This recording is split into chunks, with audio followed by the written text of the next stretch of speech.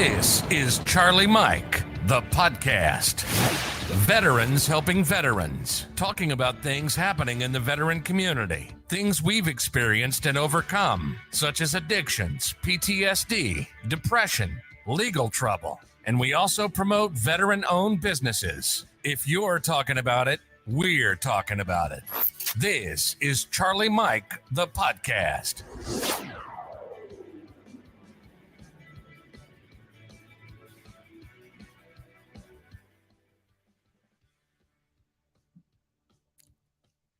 Yo, what's going on? Welcome back to another episode of Charlie Mike, the podcast. As always, I'm your host, Raul, and your co-host, William. What's going on, everybody? Welcome back. It's so good.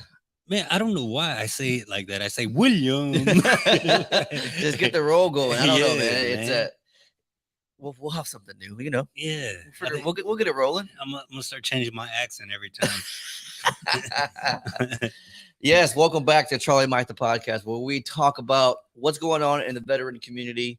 We invite you to participate with us. Let us know how we're doing, good or bad. Doesn't matter. We're gonna do it anyways. But you know, we your comments and your feedback definitely is much appreciated. And yeah, what's been good, man? Man, not much. You know, I've just been hanging out a little bit. I been spending some quality time at our local VA. Oh yeah. And man, I'm trying this new thing they call it battlefield acupuncture. Wow. And it's a lot different than what used to. So what they did was they put 5 holes in each ear with a little piercing. Okay. So I got 10 piercings in my ear. I wouldn't necessarily say they're piercings, but she did it with a needle. This shit wasn't didn't feel like great. Yep.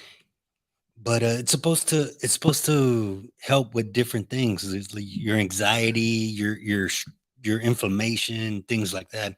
I think it's witchcraft, but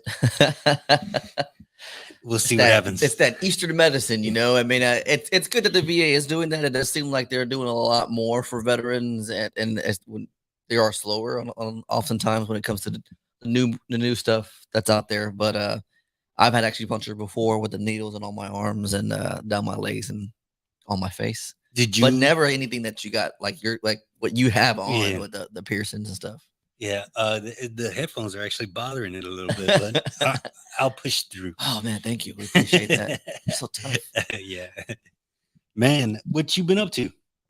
Man, not a whole lot. You know, we had the chamber on this past weekend, which was awesome. If you guys haven't checked out the Houston Veterans Chamber, they do a lot of good things, and it's really got me motivated in figuring out, you know, this business part of us. And I've really dove into it a lot. There's so many qualities that we possess as veterans that will make you a successful business owner.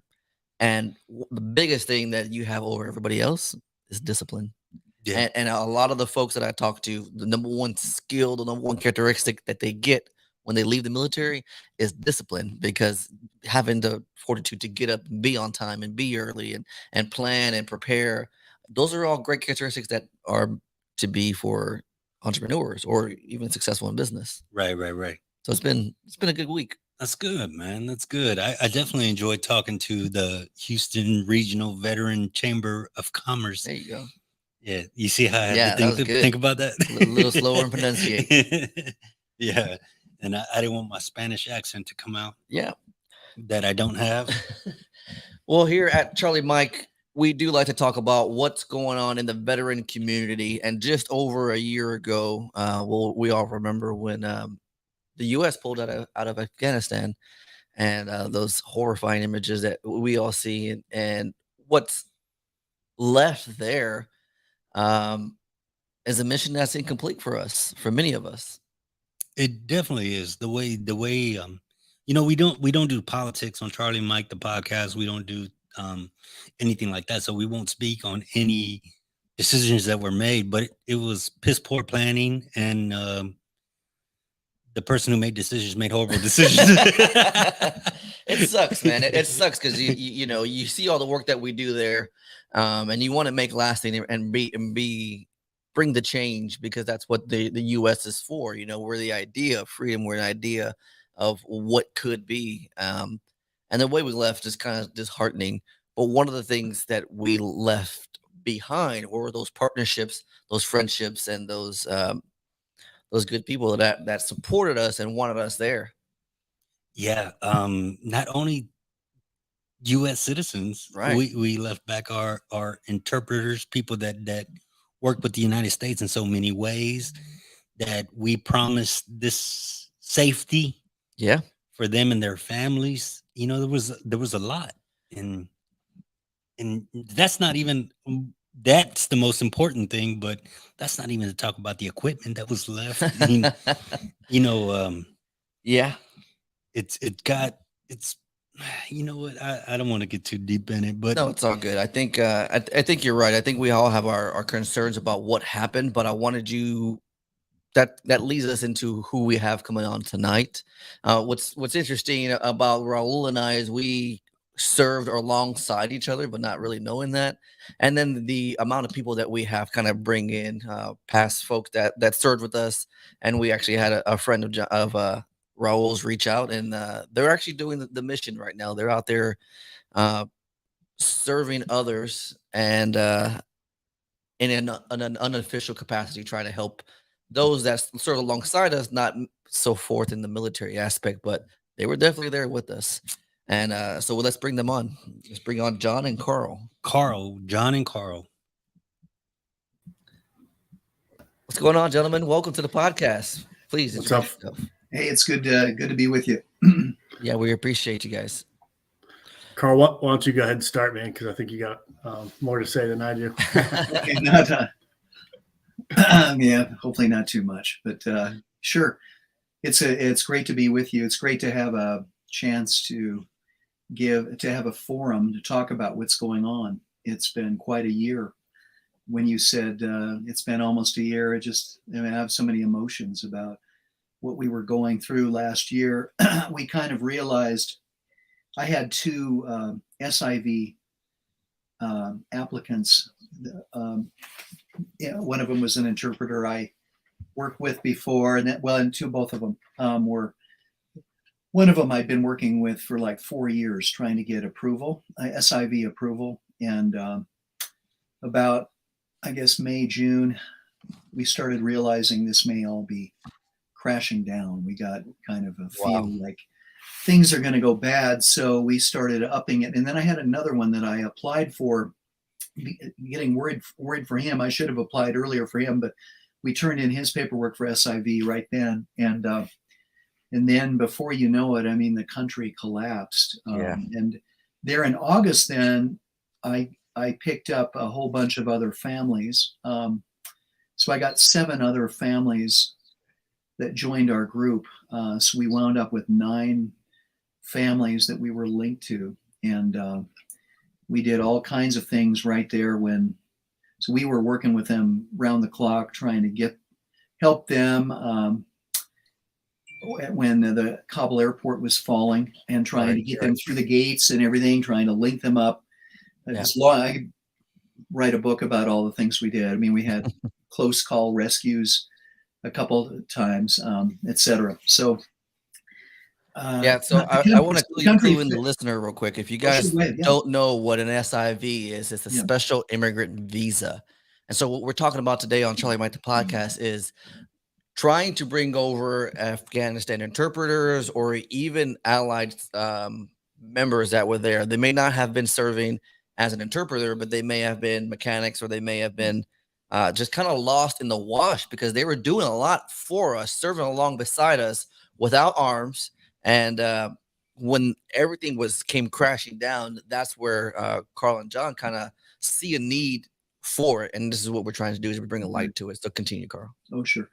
So right there, when things were falling, so I had 9 families. Some of them were interpreters. Most of them were military members. I have a command sergeant major. I have senior intel people. I have a college professor that was an interpreter also, and others like that. A lot of intel people, etc. And so I had these 9 families. We're trying to get them out. and we were waiting for a message. We were waiting. The government was sending messages to everybody, telling them the cavalry are coming, and just stay put, and we're going to rescue you. So we were getting these messages, and we stayed put. We were believing what we were hearing, and then we got down to about 30 August, and we realized the cavalry were not coming. So my team, I had a few people helping me, and we figured out a way to get them on a bus with some German refugees. We got them on the bus, and I call it the bus, the freedom bus that never ran. So we were on the bus, all the kids happy, they think they're going to life, and we then tried to clear everybody through, and we kind of had some skids greased, we thought, but things closed down, and I had a shouting match argument with the CENTCOM watch desk. I was trying to get through them, and trying to get through the State Department was just insane. So we wound up, the bus never ran, and they went home that day. It was the most disappointing thing. I got all those amazing pictures of that. Anyway, so we had a couple runs after that. Okay. So we had a couple of chances at flights, and so then the rescue groups stood up, and we went through the period of time where there were rescue flights by people like Operation Pineapple and Task Force Exodus, etc. And we had two chances right where we were waiting with gas in the cars, and everybody had sanitized all their stuff, ready to roll, ready to jump in the car and head from Mazar-e-Sharif to get on a plane and fly to freedom. And both times, pilots were in the cockpit ready to fly. Both times, the donors were scared off by the State Department, and they backed out with their money right at the last second. Wow. And so those planes collapsed on us, and we weren't able to go. Yeah, there's nothing more frustrating to be in the military than to waiting for someone else who is stateside to make a decision. Oh, it was terrible. And I mean, there's just a few examples of what we've gone through. So we had that. So after that kind of a period, then it was kind of a long, dark winter. And what we've been doing since is funding them. So we send money, $300 a month for the 9 families every month to keep them alive, to feed them. And then we funded their passports and then their visas at about $400 per person in the families and they're all big families. So we've been working to fund them and keep them going. And recently, the country is kind of, the border's getting a little porous. The Taliban are kind of losing their grip. And so we have kind of a chance now, we think, to run the border. And one of my guys got out actually and his family just joined him. He was almost captured when it happened. Taliban came to the house on a raid, and he ran out the back door and got away, and ran through the night and went to the air. And I had just sent him $700 to try to bribe his way over the border. So our timing was really good with him. And that was the main guy I was supporting. We've had, anyway, it goes on. There's so many aspects to it, but that gives you, so we're close that we think. We've had, one of my guys was shot, another one was shot, but grazed, and he recovered. They have signs up for our people. My people are all senior people. They've got signs up hunting them down. They live in basements. They travel. They move every couple weeks. People are hiding them. They're moved from safe house to safe house, and they haven't seen the light of day, basically. And they can't work, although one of my guys has been translating for us. So we have been able to fund him. So people bring them money through an underground railroad system that hand off money to them that I'm linked to. So that's John, could you tell us why this is so important to you, John? Yeah, and I think Carl was talking a lot of those. There's really big points, and right. I mean, my story is more, it's more about like my individual story. So and really not my story, but like my guy's story, and I'm going to be very careful to not say his name or anything. So, when I was deploying to Afghanistan in 2010, we happened to have a medic with us who spoke the indigenous languages of Afghanistan. And this is a really, really good advantage. Most people don't ever find that, like you guys know in Iraq, if you happen to have, I doubt either one of you guys had somebody who spoke Arabic in your platoon. And so we had a tremendous advantage.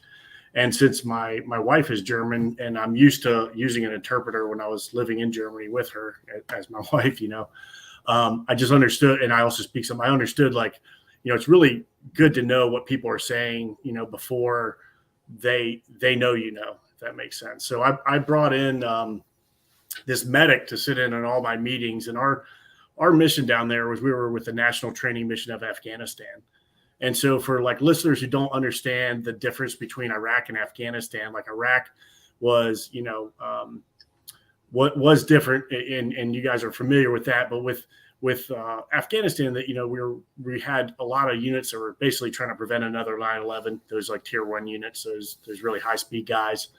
And then the primary mission within the country was trying to train the Afghans to take over the mission, the country for themselves. So we're doing two things. We're preventing immediate danger to the country, and we're trying to do this long-term mission of getting them to stand up this new government and this new military to take over so we can leave responsibly, And then the third mission is sort of providing security for those training folks, right? So I was in that second mission of doing the training mission. And so we as a lieutenant, I was coming in to basically mentor a colonel, and at a battalion 600 guys. So it was a basic training unit. And so my platoon was attached to try to train these guys up. And so long story, sorry, it's going to be a longer story. But yeah, so I brought in the medic, and I had him come and sit in all my meetings as my radio, my RTO, right? So he was listening to the radio, but at the same time, he's kind of listening to see who's who, what's what, who's got good intentions, who's got bad, and which one of my interpreters actually knows how to do their job. And he only really identified one of them out of 10, who was doing two things, which are really hard for an interpreter. Number one is he was accurately saying what I was saying. And number two is he was saying it with the same intention. So you got to understand, if you're an interpreter and you're like a teenager or a guy in his early 20s, and you're interpreting on behalf of the U.S., you may be saying something that might get you in trouble, right? If you say it the wrong way, if you say it too forcefully. And our guy, the guy that, I'm talking about, had the, he had the fortitude, he had the character to do that. And he really believed in the mission. He stood up for us. So, it's one of those deals where, on the training mission is different than going on so you kind of have two ways you use interpreters, at least in the Army. One is you have somebody who goes on patrol with you, and you might use them intermittently. You may not use them at all. But in a training mission, you got to think, if your drill sergeant couldn't speak your language, he would have an interpreter with him the entire time. So in the training mission, we spent 8 hours a day with these guys.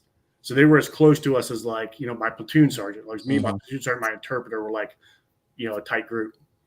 And so, so that's the kind of, I wanted to kind of describe the kind of character he showed.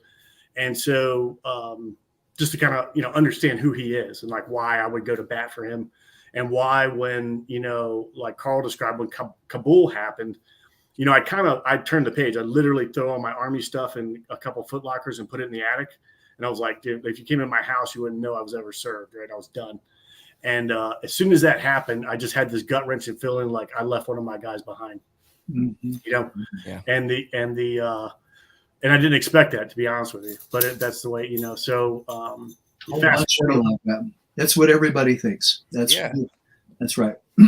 Yeah. But I mean, so I was kind of detached, but then, so to kind of connect with, so in March of 2022, I had a former sergeant, non-commissioned officer I was in contact with from that time.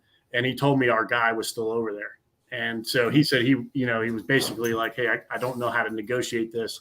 And so I was like, I'm a bureaucrat now, right? I don't represent anybody, but I am a bureaucrat and a talented one, if there's such a thing. So I said, look, I'll try to take it on, help them out. And oddly enough, a guy I went to college with owns a translation company called Divergent Language Solutions. A guy named Brandon Carr, very good dude.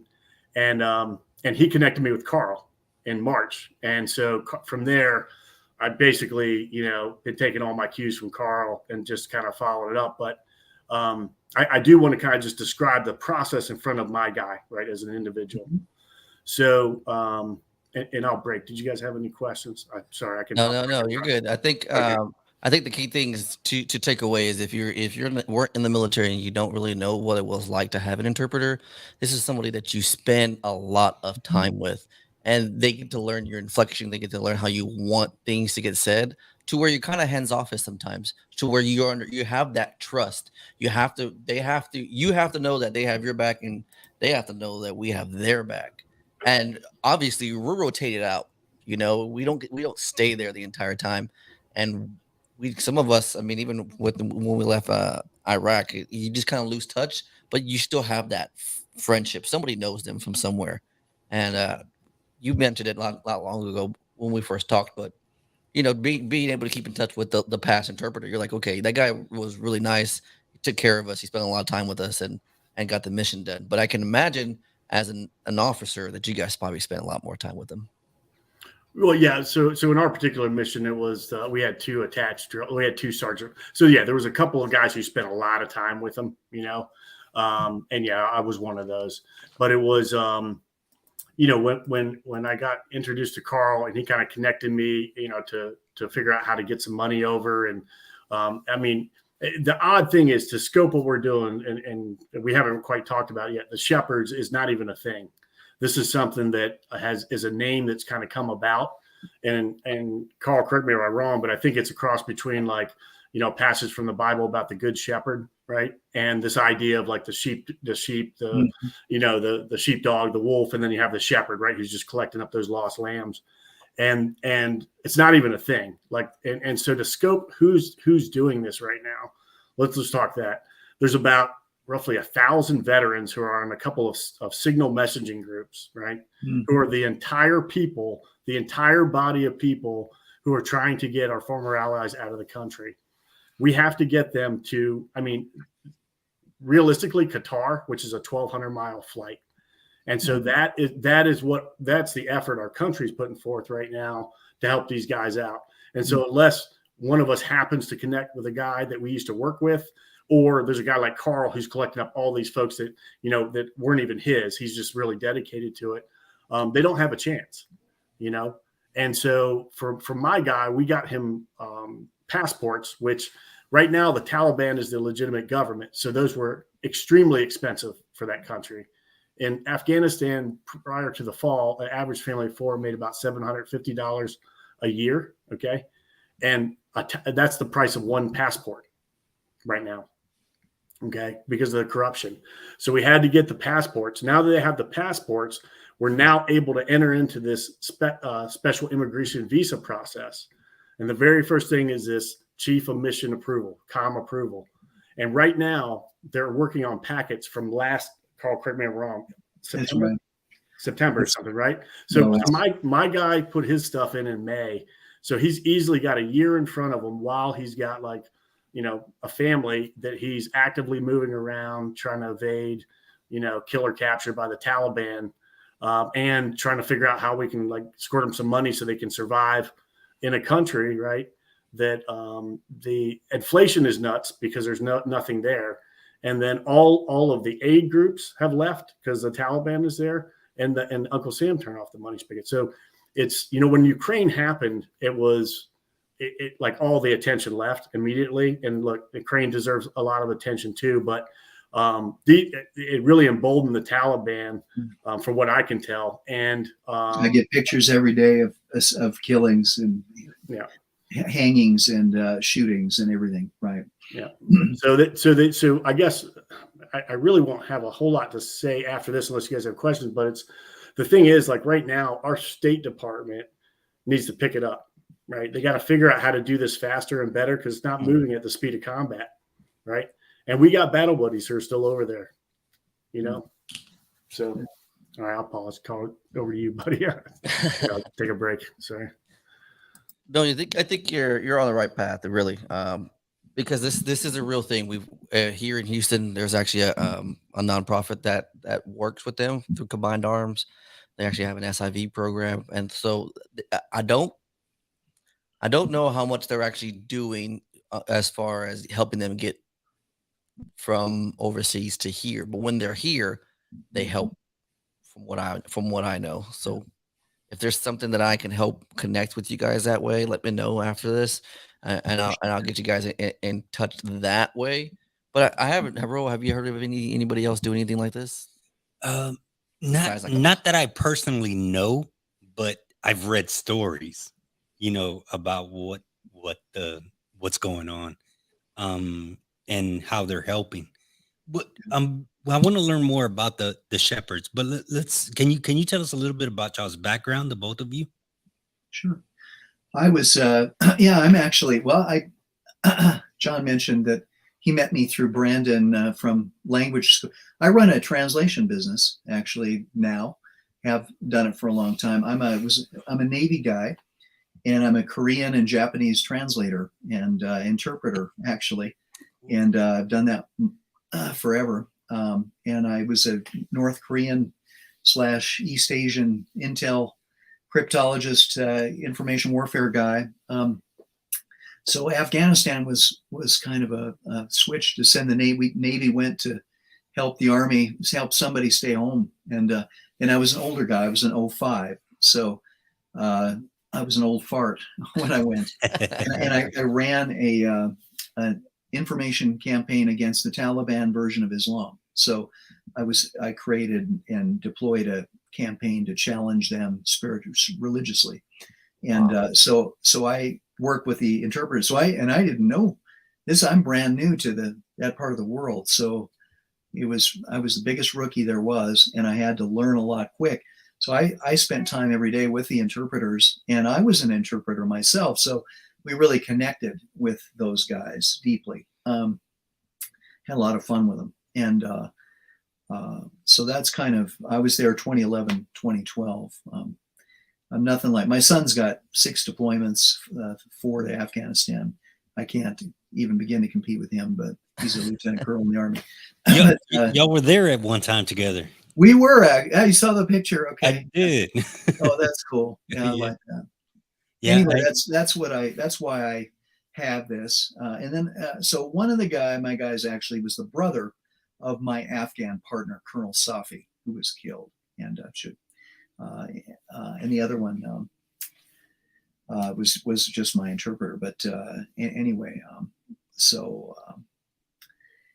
I do have a couple that I'm connected with, and then others that I've just picked up and I'm working with. Yeah. Go ahead. I'm sorry. Oh, nothing. I mean, my background's like regular guy. If you had like a Ranger tab, mine would say regular guy. I did all the, the full spectrum stuff, and nothing glamorous, right? I'm just a dude. I did my job, did it well. Spent about 16 years between the National Guard, regular Army, and the reserves. Did Iraq and Afghanistan, and so stamped my passport. After getting out, I have done a lot with vets though. It's like when I was in, I did a lot of casualty work when I was downrange, and then when I was leaving, I got to work with our wounded, helping them try to heal, get back to the force, or get out and do something in the civilian side. And then, ran a couple programs. I did one where I was set up a program doing hospice for veterans in a couple states. And so just in terms of like the veteran life cycle, if you will, I followed that pretty closely. And, now I do a different job. I had to kind of step back because, if I don't know, some folks have a lot of, stamina. For me, I got to kind of take breaks and come back in, and but yeah, I mean, but as of now, like I still do a lot of pro bono work with hospices and different folks to help them learn how to connect. Basically what I try to do is learn, as a talented bureaucrat, right? I try to teach folks how to be good customers of the VA. That's one of the things I do on a pro bono basis, instead of, wishing it was different. It's like, okay, this is the way it operates, and you've got to kind of know in some ways more than they do, because there's a lot of personnel turnover, and there's a little bit of a disconnect here and there, right? So you have to learn how to become a very good customer of the VA. So I've done that with a lot of social workers actually in the hospice and elder care communities. So that kind of wraps up most of my sort of veteran and military stuff. Well, Yeah. Oh, go ahead, sir. I was just going to mention, John had kind of thrown that up. We've actually, and you were mentioning here in the country. So we retrofitted my house. We put in a kitchen, and we've had refugees here. We had 3 Air Force pilots that got out from UAE living with us, Afghan Air Force pilots. And we just took them north, and they're in truck driving school now, actually. And one of them just graduated today. So we've been doing stuff here with people there. You can't believe how many special forces guys there are in Salt Lake City that are sitting in a hotel room. You knock on the door, open the door, and they've got their stuff room laid up just like basic training. They've got their clothes are all spaced 2 fingers apart and everything, and they don't speak a word of English, and they don't know what to do next. The TV's running in English. They can't understand a word of it. And they're alone. Their families are back there, and they're here, and they're trying to figure out, what do I do with my life now? Right. There are so many guys like that, and that is just, there's such a need. It's mind-boggling with things like that. There's like 50 of those guys that I know are in Salt Lake trying to figure out what they're going to do now, and trying to figure out getting their families here. I know so many husbands, men that are here alone with their families. A lot of them were hunted and are hiding themselves in the basements of wives and things like that. How did okay, so shepherds. Mm. So this is your brainchild? Oh no. There's like John said, there are 1,200 shepherds. This thing is so much bigger than I don't know who came. Maybe it's one of those teams, Operation Pineapple or Team America, those teams that stood up in the fall. Some amazing people that rescued actually a lot of people and did a lot of great things. It came out of that. But there are all these people on Signal. That's right. There's all these Signal groups.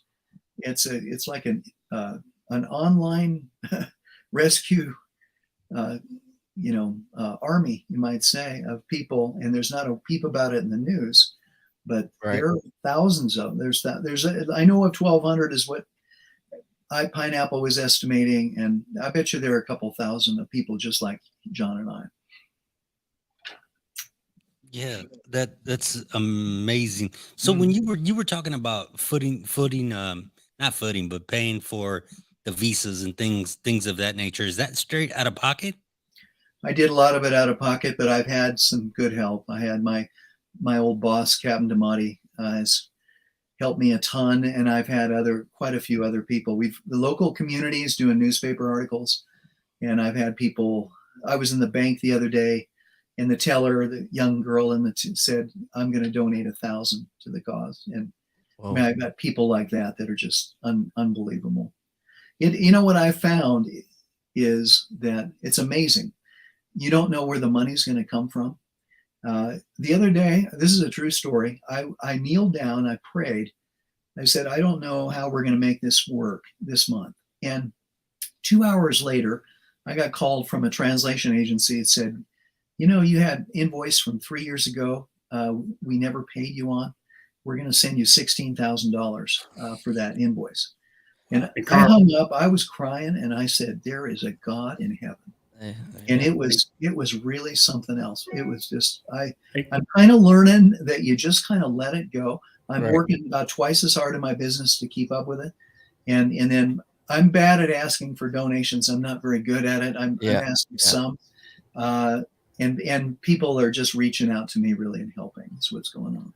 Hey, Carl, I also wanted to say one of the things that was surprising to me was that there's this fidelity amongst, like, there's a major push from the translation community. And I never, for somebody who's not in it, I never imagined that such a thing existed. But talking to you and Brandon and others, I just realized, like, all these translation agencies have really come up You know, They have. and I don't even know how to capture what they are, but I know it's people who hire translators have really been involved in this effort pretty heavily. Yes, they have. I've had my agencies have helped us, and they have. There's a rec in the ATA, American Translators Association. I'm a grader in the Korean division. Was the head of the Japanese division before, and our divisions are helping quite. So the ATAs, there is a connection to the interpreter and what they've gone through. People are upset, and they're trying to help. Yeah, you would think it's a non talked about factor of what happened over a year ago, and there's men and women out there who have families who believe that their good would get them here. Can you expand a little bit on what their living conditions are?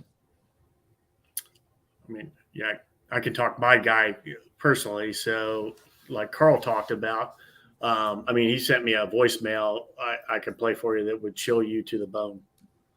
So I know this guy pretty well, and he doesn't scare easy, like I kind of already mentioned.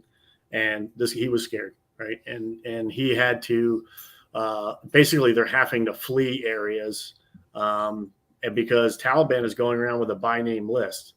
This isn't like, hey, all of a sudden you find out like they're actively searching for these guys, who helped us, worked with us. And so, yeah, he's like Carl said, I mean, having to move every couple of weeks or so when the heat turns up. And, in addition to that, having to figure out how to scurry out to get a couple bucks from us. So that way, his oldest child can go out and buy groceries for the family because he can't leave the house, And so I don't really know how to compare it to anything. I mean, I don't know of any situation similar to that in modern time, So it's yeah, and I mean he's tough. Like he'll tell me. I mean, the one thing that really when you talk about like the heart of these people, they get you is, I mean, every time he calls me, he's like, "How are you, sir? How's your family?" Right? Like he always takes the time to say that. Even though I know he doesn't have the time, he really needs. Time is not something he has a luxury of, right? And that, and then I'm like, hey, we're trying to do these things. Hey, that's not on your fault, right? Like that's not your responsibility. And I'm like, I get it, but we're gonna try to keep working. So if not me, then who? Well, but he's just a lot of character. You know what I mean? Like he's owning, even though like he's got some really nasty odds in front of him. I mean, he gets scared at times, but I mean, he's a tough guy. If anybody can make it, he will. We just need to figure out, like, my opinion. And Carl, you know a lot more about this than I do. My opinion is we got to activate our elected folks to get this process, this paperwork process going, so that it moves at the speed that these guys need it to, right? That they deserve, in my opinion. And Carl, you got anything on that? I mean, is that right? Well, I work with the congressman every day, practically. Matter of fact, the staffers just said she's leaving today. After about 4 years, I've worked with this lady every day. Chris Stewart, Congressman Chris Stewart from Utah, is my congressman, and his staff. And Chris knows this as well as anybody. The problem is the congressmen are working from the outside in. A lot of times they can get stuff done. We had one of my Afghan guys wasn't getting his social security number for months and delayed, and staffer got on it, and in 2 days he had it. So a lot of times the congressman can do things like that, but the problem with the State Department is it's stonewalling this stuff. And I've done, it's not, I'm not trying to be political here. It just is. It's just the way it is. So even the best efforts of the congressman are now they are working stuff. There's a list, and one of my guys actually is on he got notice about 3 weeks ago that he's on the flight rescue list. So they're still having rescue flights going out. And we've had quite a decision point now with him because I'm moving my other families to Pakistan.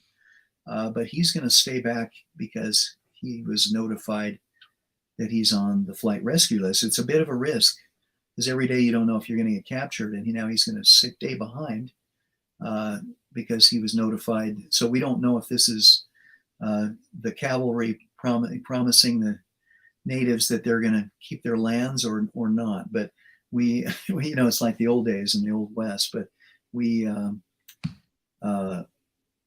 so we kind of have that. But yeah, it's so it's not easy to move the government. It's not just a matter of telling your congressman and then they apply pressure and then they do something. We are applying.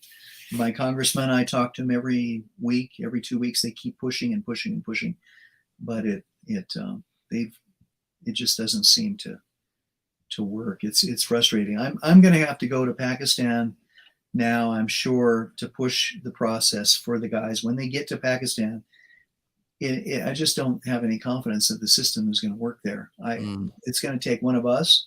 Maybe we pair up and head over and do that, because I just don't think we're going to have to walk in and hold them by the hand and make it happen. I think is about it. And Carl, compounding on that is, I mean, if you look at a map of Afghanistan, look at what borders it. You got China, Russia, okay, Iran, a couple other stands, and then you've got Pakistan, right, which is not the security there is not increasing, right? It's decreasing.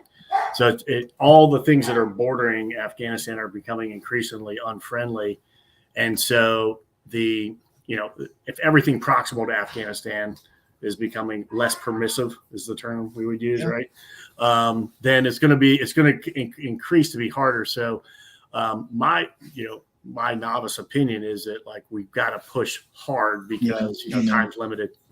It is limited. It's expensive in Pakistan too, and so families go in there. It's not a magic pill. You're safer. You're not getting hunted all of a sudden. But then what do we do now? We don't eat, and you just languish there. So it's.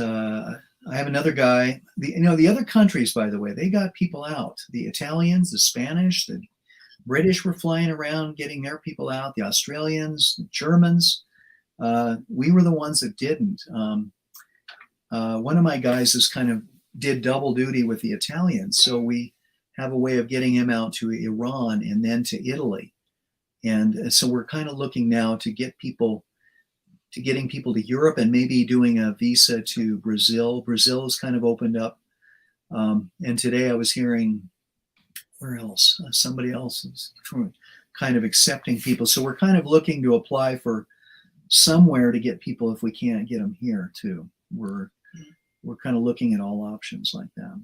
So you spoke of this list. Now, how I'm assuming they have a date and a time. How dependable is that? Is that reliable? Well, I mean, the SIV, we have a list.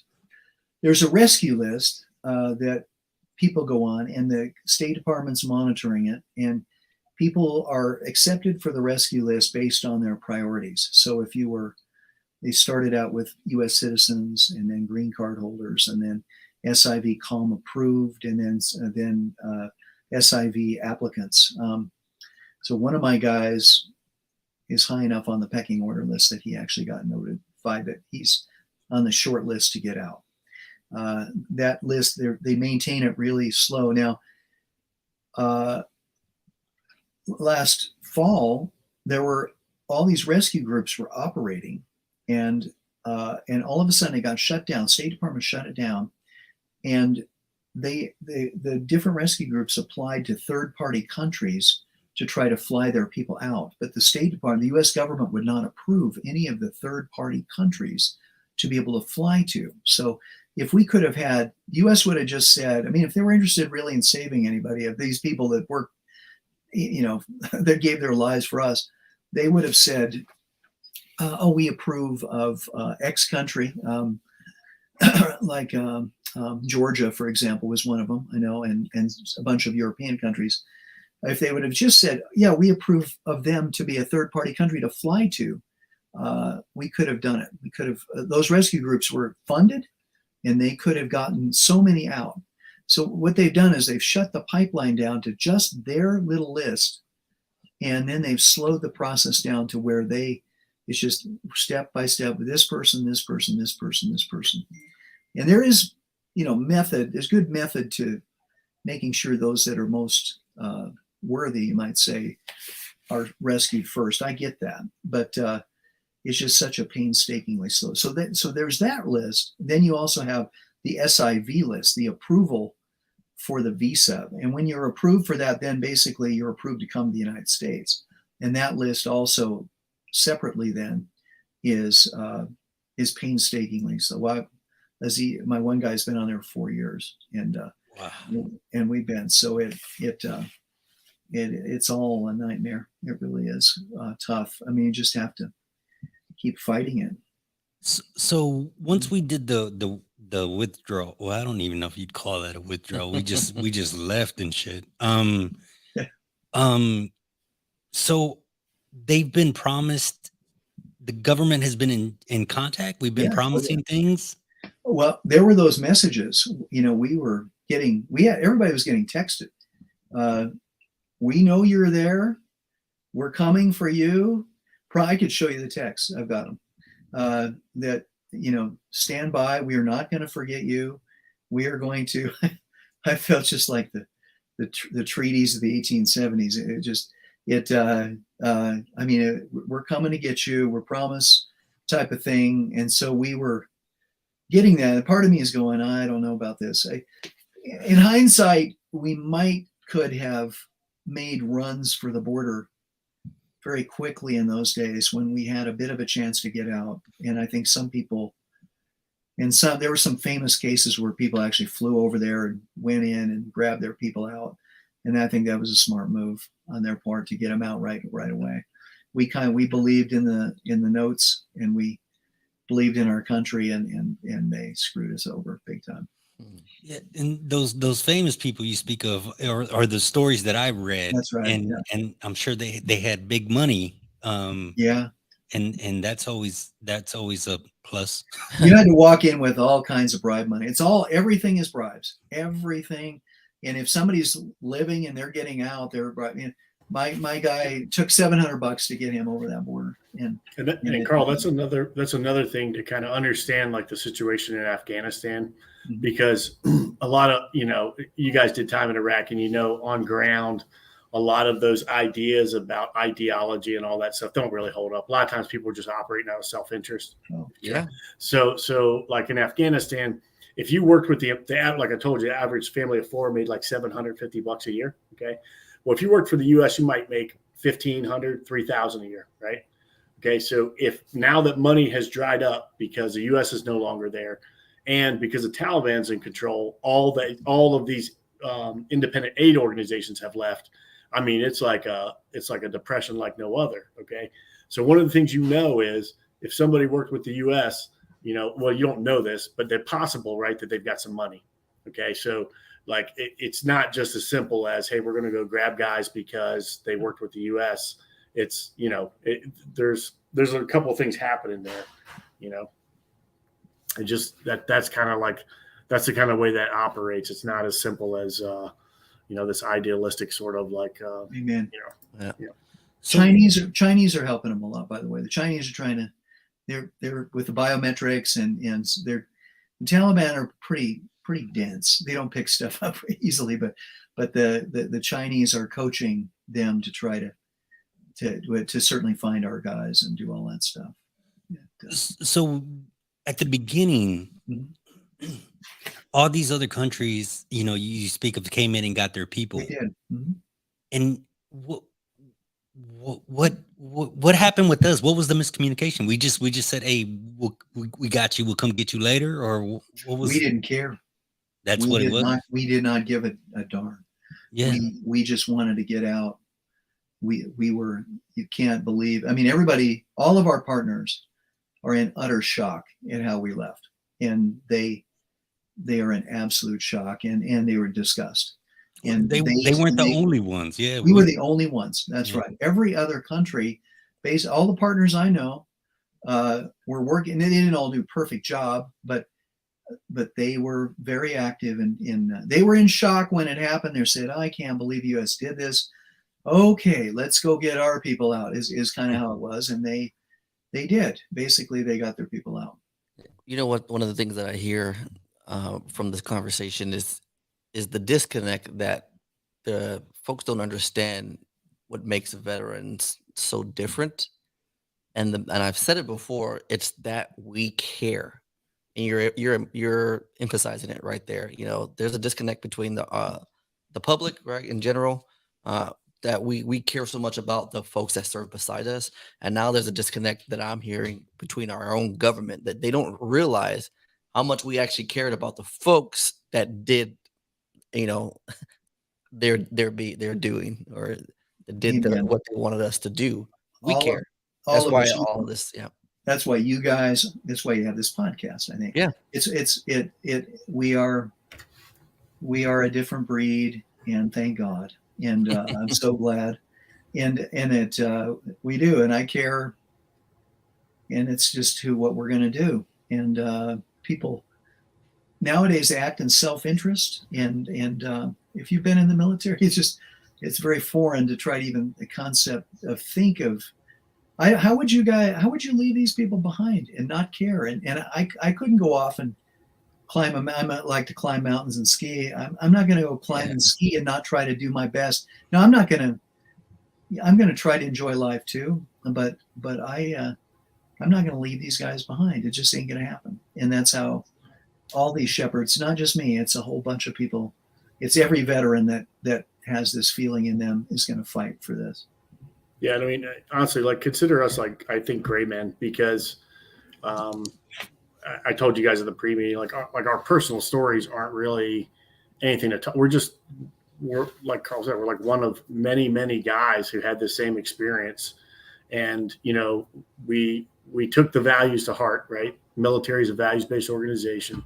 We took those values to heart. Some of them are loyalty, right, and duty. And so don't be surprised that we still have those, right, when the ball's dropped. You know, so I think that comes full circle to where, like I said, I'm not sure where the pressure points are.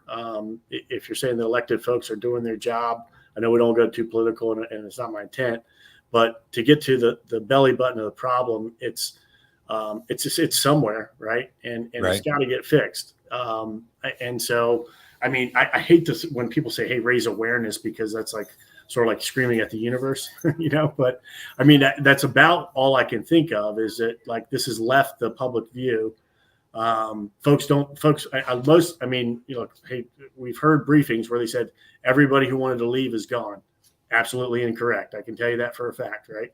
And then also, you know, with, like I said, with the focus on the Ukraine, it's like the news cycle shifted entirely. It's like, you know, 20 years in Afghanistan didn't happen. So I don't know how to push this forward and give it more visibility. That's not my wheelhouse, but that's the only thing I think that's going to draw the appropriate attention to actually get the amount of focus and therefore the amount of effort required, based on what the situation is on ground from, you know, what we're being told and seeing. John, don't disconnect your story, man. Everything that we learn that is personal, is taught through story, and then that's why it is important for you to share how connected you are to your interpreter, because the average persons don't understand that. And like I told you, even with me, I remember my interpreter from Iraq, but I didn't have that close bond because I didn't spend as much time with them. You know, you did, and that's why we want you here to share that part of it, because it is important to you, you know, and your mission is just that. And so, you know, don't discount your story. No, thank you. I appreciate, and that's good advice. You know, I think the other thing too with Iraq, for the Iraq veterans, you know, we had like, you know, our 200 meters of standoff, most of us, right, when we're moving around, and we had a lot of distance after like OIF, Operation Iraqi Freedom 3, right? It was known, everybody knew, don't come near, right? And you stay over there, we're going to move, and we just didn't interact as much. In Afghanistan, by the time 2011, when Carl was there, I was there, we were, you know, I think that it was a much more integrated, right, sort of thing. So it was a difference, at least for me, you know, and maybe others had different opinions. But my experience in Iraq, I was very detached from the people, but in Afghanistan, I was very much embedded. Yeah, I agree. That's a big part. I'm I connected with them, and I have that in my heart. That's right. And now I really do, man. I just got called from one of my Air Force pilots. He graduated from the flight school, and his dad sent me some Afghan clothing, and we cook Afghan food at my house, and we are going up north to the mosque, and and I've got another friend that's invited. So we've totally changed our lives here too, I gotta say.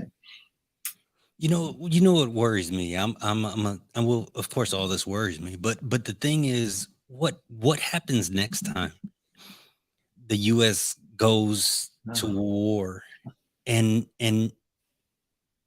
we're not going to be able to depend on people assisting the U.S. the way that we have come accustomed to because of what took place in Afghanistan. Would you risk your life to help us? Ask the Japanese.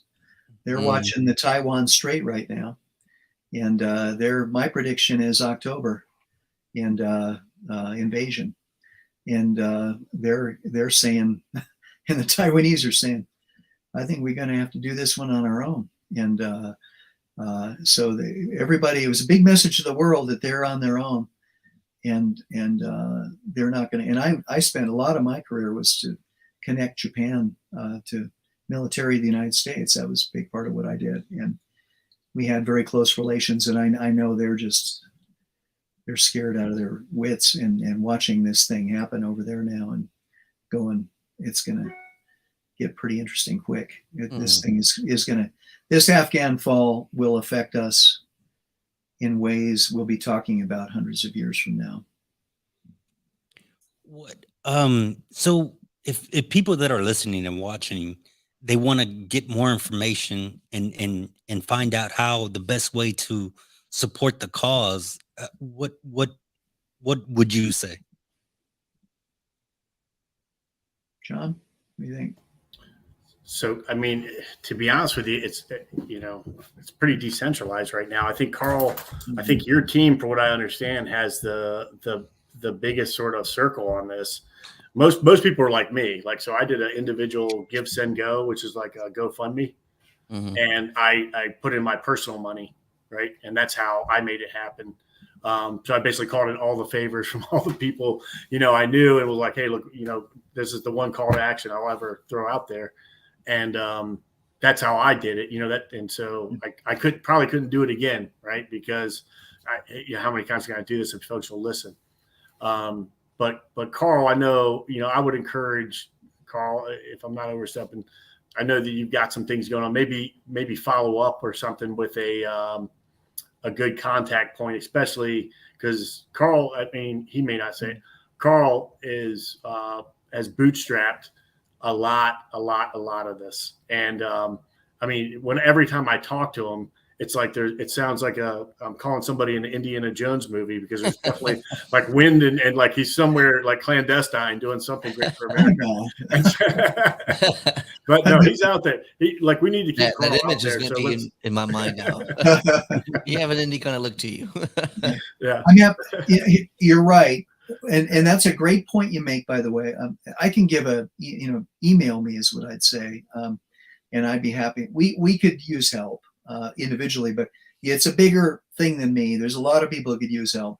We tried in the fall to centralize this effort. We were meeting with all of the rescue groups. Were kind of in a conference call we were doing, and we were actually trying to find a leader, somebody to step up that would be like a Petraeus type of person to take this on. And there were discussions of some great people to kind of take it on. And I think politically a little bit of it's a scary proposition, everything, because the government stonewalls it so much.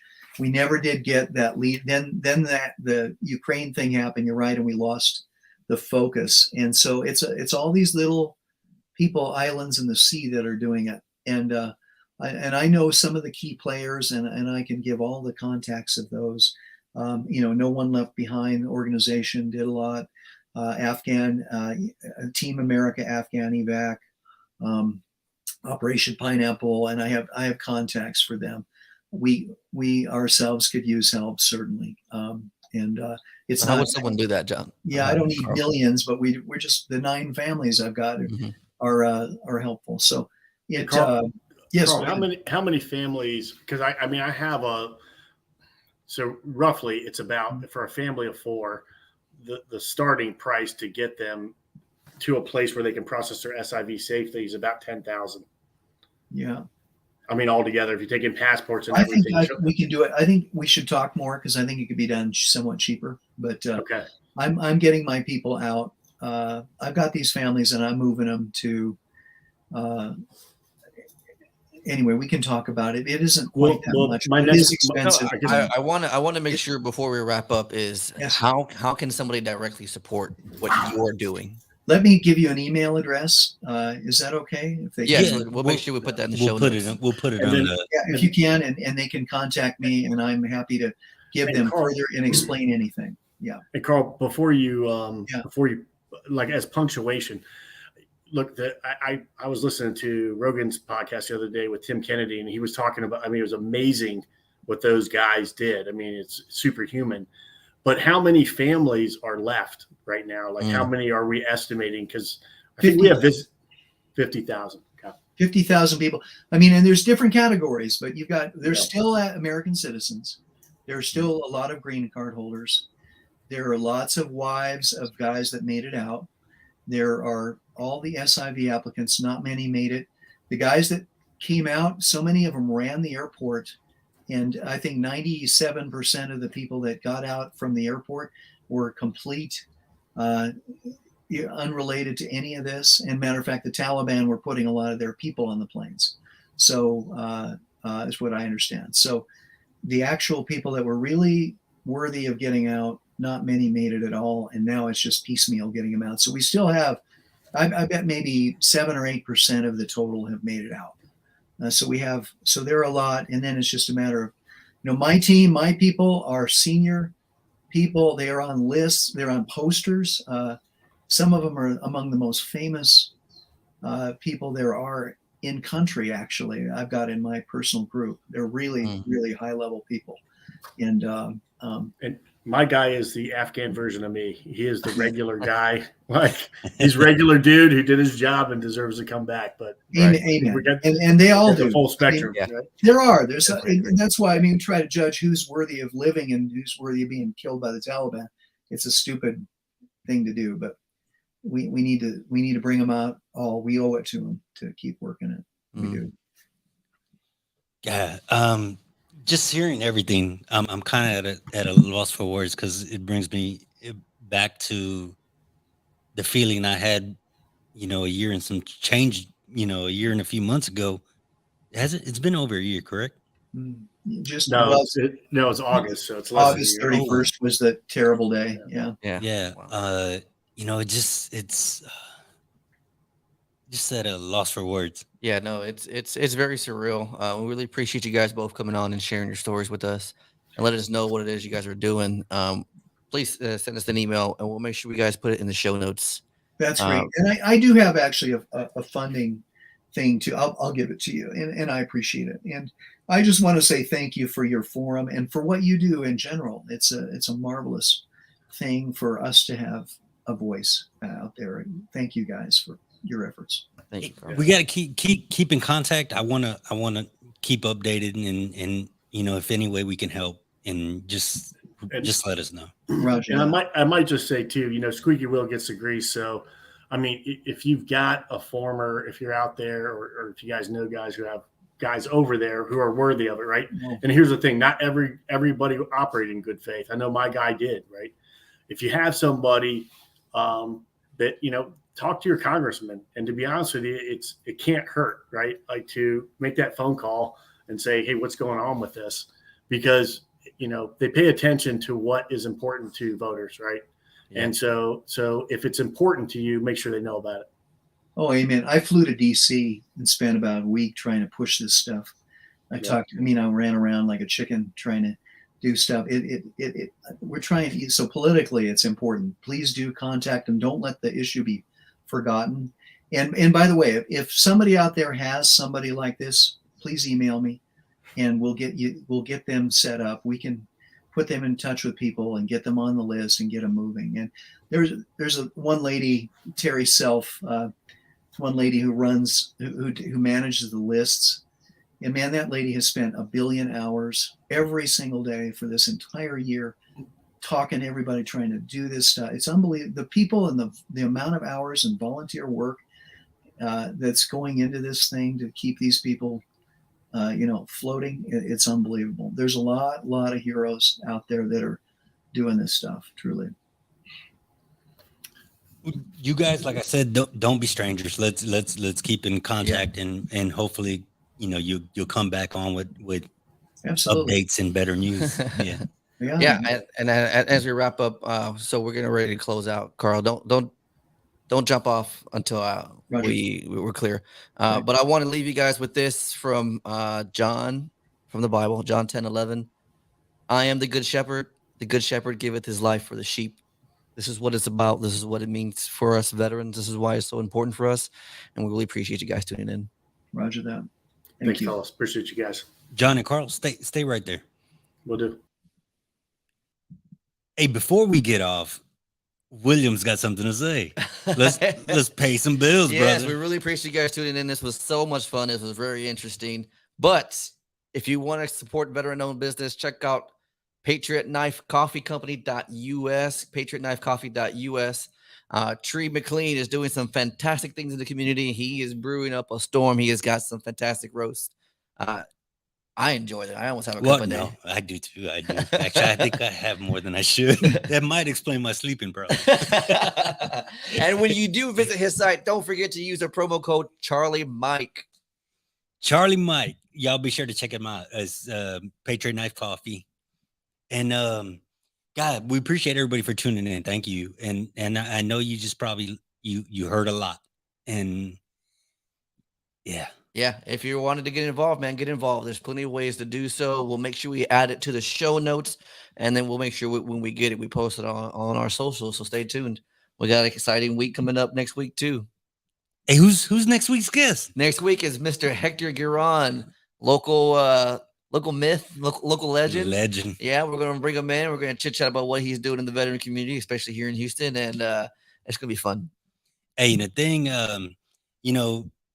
we spoke a lot about what's going on and what happened in Afghanistan, and it's a serious topic. The military. I'm sure a lot of veterans in military would have done it differently, in a lot of ways. Right. We wouldn't have pulled out as fast. And clearly, we do not. Yeah. Well. Yeah. Well, Charlie Mike don't like pulling out at all, but that's a different topic. But other than that, thank you for tuning in. As always, Charlie Mike,